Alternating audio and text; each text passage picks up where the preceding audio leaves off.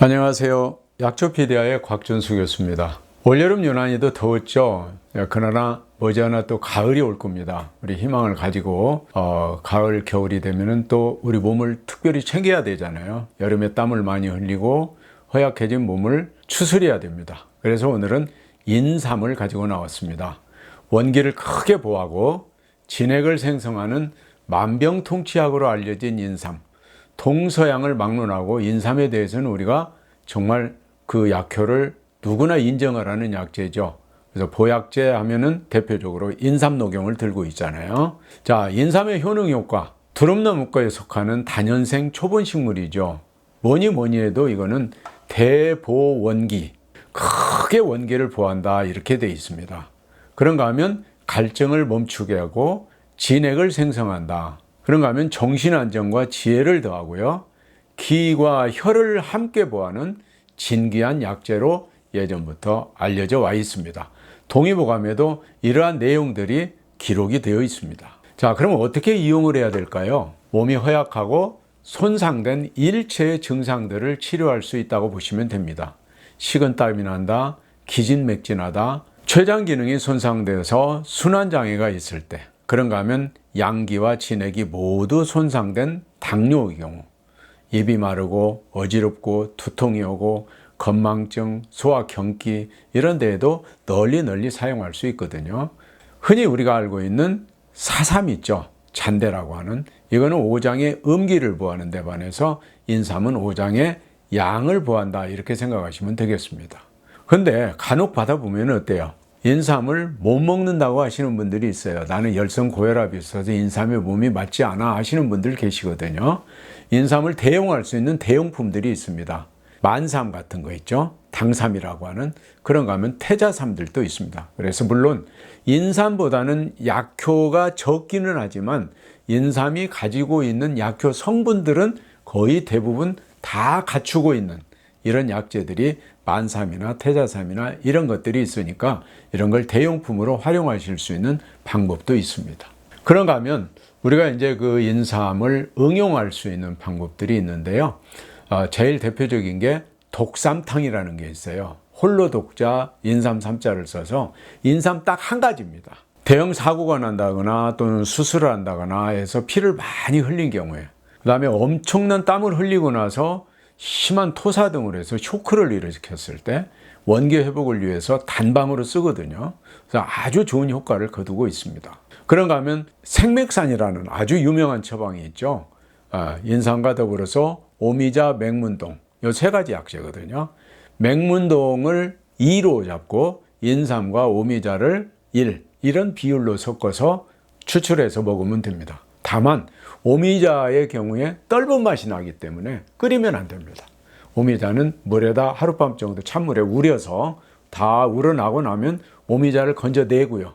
그 건져내고 난 물에다가 인삼하고 맹문동을 함께 넣어서 달여주시면 됩니다. 그렇게 해서 드시면 되거든요. 그 밖에도 뭐 삼부탕이랄지 삼출과랄지 다양한 용도로 응용을 할 수 있는 것이 바로 이 인삼입니다. 자, 사용상에 있어서 주의사항 몇 가지 말씀드릴게요. 반드시 뇌두를 제거하고 복용해라 라고 되어 있거든요. 다음에 사진에서 보겠습니다만은 뇌두라고 하는 것은 뿌리하고 줄기가 연결되는 그 머리 부분입니다. 그거를 제거하고 사용해야 된다. 자, 우리가 보약제를 먹으면 기운이 아래로 쭉 내려가야 되잖아요. 그렇죠? 그런데 최토작용이라고 해서 기를 자꾸 끌어올리는 그런 효과가 있어요. 예, 뇌두에. 그래서 이제 이걸 제거해라 했던 건데, 최근에 이제 그 실험실에서 이루어진 그 분석 실험에 따르면은 이 뇌두 속에 글리코사이드라고 하는 사포닌 배당체가 들어있는데 이게 지나치게 많아요. 그래서 이걸 그냥 먹었을 경우에는 우리 혈액 속에 적혈구를 파괴하는 용혈작용을 한다 하는 보고서가 있습니다. 특별히 좀 주의를 해 주셔야 되고요. 자, 인삼 먹다가 이렇게 남은 경우가 있잖아요. 남을 경우에 이게 1년 정도가 지나게 되면은 인삼이 효과가 없어집니다. 그래서 반드시 냉동 보관을 하는 것이 좋겠고요. 더 이제 좋은 방법은 세신이라는 약재가 있어요. 그래서 세신이라는 약재를 같이 넣어가지고 밀봉을 해서 냉동실에 보관을 해두면은 뭐 해가 묵어도 벌레가 생기지 않고 좀도 나지 않고 특히 인삼벌레라고 하는 그 아주 그 중요한 해충이 있거든요. 이게 생겨나지 않습니다. 이런 걸 우리가 적극 활용해 주시면 좋겠어요. 자, 그런가 하면 여로랄지, 오령지, 조각자, 그다음에 검정콩, 자석영 이런 것들은 함께 사용해서는 안 됩니다. 그런가 하면 철, 쇠를 직접 닿게 되는 것도 좋지 않습니다. 그래서 인삼을 다룰 적에는 예로부터 대나무로 칼을 만들어가지고 대칼로 이렇게 다루는 그런 그 관습들이 있었습니다. 채취와 가공에 대해서 한번 알아볼게요. 보통 이제 4년근에서 6년근을 많이 이용을 하는데요. 4년근에서 6년근을 그 가을에 잎과 지상부 그 잎과 줄기가 다 마른 뒤에 캐게 됩니다. 살수 세척기를 이용을 해서 잘 세척을 하고 가공을 해주시면 되는데요. 자, 이 인삼을 어떻게 가공하느냐에 따라서 또는 연수가 어떻게 되느냐에 따라서 인삼의 종류가 달라집니다. 이름이 달라지거든요. 보통은 인삼, 재배삼이라고 얘기를 하고요. 산삼은 야생 산삼입니다. 근데 보통 장례삼이라는 게 있죠. 산삼의 씨를 채취를 해서 이걸 야생에다가 그대로 심어 놓은 거, 이게 장례삼이거든요. 그런데 사냥삼이라는 게 또 있어요. 이거는 야생의 인삼 씨를 갖다가 인위적으로 야생에다가 이렇게 심었을 때 사냥삼이라고 얘기를 합니다. 자, 그런가 하면 가공 방법에 따라서 홍삼, 태극삼, 백삼 나눠지는데요. 홍삼의 경우에는 6년근의 인삼을 캐가지고 고온 고압에다 쪄서 말린 것을 갖다가 홍삼이라고 그럽니다. 그런가 하면 5년근을 쪄서 이렇게 말리게 되면은 태극삼이라고 부르게 되는데, 왜 그렇게 부르게 되냐면 그렇게 가공을 한 그 삼을 이렇게 단면을 잘라보면은 태극무늬 모양으로 무늬가 들어가게 됩니다. 그래서 태극삼이라는 이름이 붙여졌고요. 보통 우리가 제일 많이 활용하는 것들이 백삼이잖아요. 겉껍질을 이렇게 대칼로 긁어내고 그 다음에 잔뿌리 같은 걸 좀 정리해서 둘둘 말아가지고 실로 묶어서 건조를 시키는 이런 이제 가공 과정을 거쳐서 나오는 걸 곡삼이라고 그러고요. 그렇지 않고 그런 과정 거치지 않고 정리를 해서 그냥 말린 거, 이런 것들도 있습니다. 뒤에 이제 사진들을 보시면서 다시 설명을 드리도록 할게요. 자, 이거는 지금 그 인삼을 재배하고 있는 재배사입니다. 빨간 그 열매가 아름답게 맺혀 있는 것을 볼 수 있죠. 맨 처음에는 이게 연록색으로 이렇게 열매가 맺혔다가 이렇게 빨간색으로 변합니다. 그러다가 가을이 되면 어때요? 가을이 되면 노란색으로 변하거든요. 그래서 여름철에 그 산삼 이렇게 탐사를 가게 되면 여름철에 발견하기가 제일 좋습니다. 자, 이거는 지금 그 인삼 재배하는 재배사의 그 하나를 지금 확대해서 지금 찍어본 건데요. 맨 앞에 있는 모습 보세요. 잎 자루가 이렇게 네 갈래로 나와 있죠. 가운데 가서 지금 꽃 망울이 맺혀 있고요. 네 갈래가 나와 있다, 줄기가 네 개가 나와 있다, 4년근이라는 뜻입니다. 3년근은 3개가 나오거든요. 5년근이 되면, 이게 5년근 이상이 되면 5개 줄기가 나와요. 그래서 그 줄기 수가 몇 개 나왔느냐에 따라서 연근을 확인할 수 있는 그런 방법이기도 하니까 이해를 해 두시기 바랍니다. 이거는 이제 샘플 하나를 지금 놓고 찍어 본 건데요. 줄기가 지금 5개 나와 있잖아요. 이건 지금 5년근 이상이 됐다는 뜻이고요.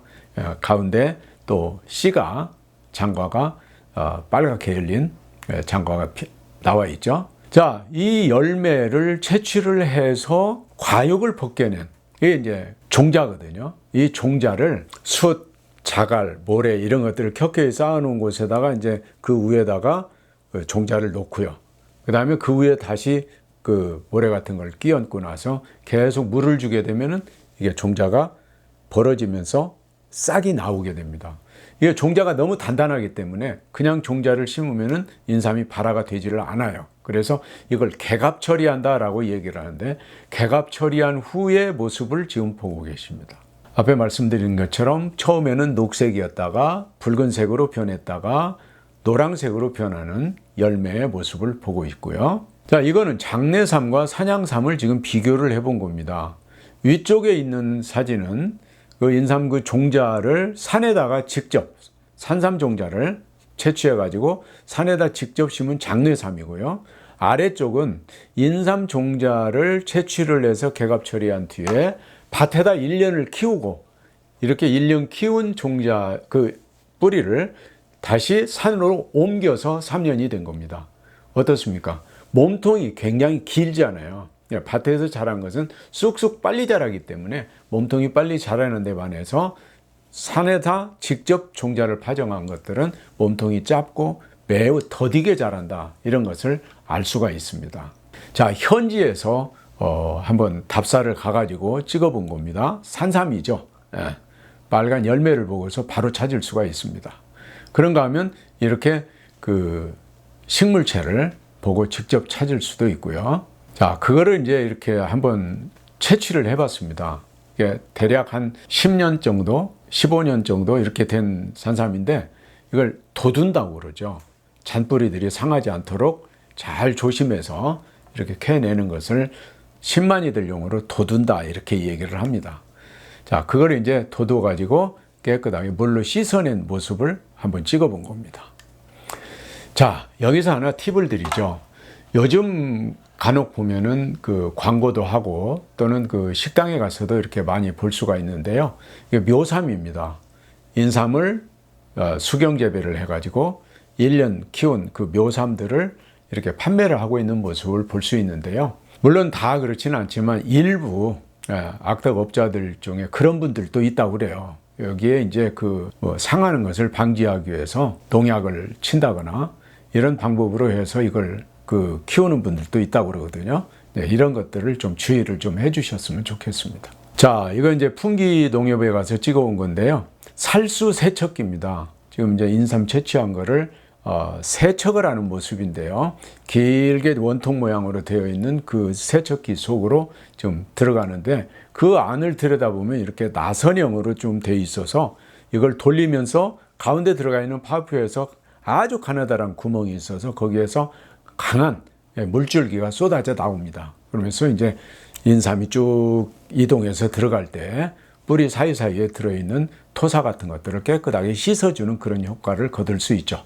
그렇게 해서 살수 세척기를 통과해서 나온 그 인삼들을 이쪽에 이제 바구니에다가 컨베이어 벨트를 이용해서 이렇게 받고 있잖아요.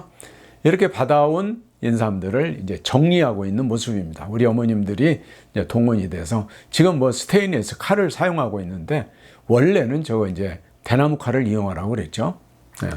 그렇게 해서 이제 잘 다듬고 끝을 말고 실로 묶고 해서 건조실에다가 지금 건조하고 있는 인삼의 모습입니다. 저렇게 해서 우수한 품질의 그 백삼이 만들어지는 과정을 우리가 볼 수 있습니다.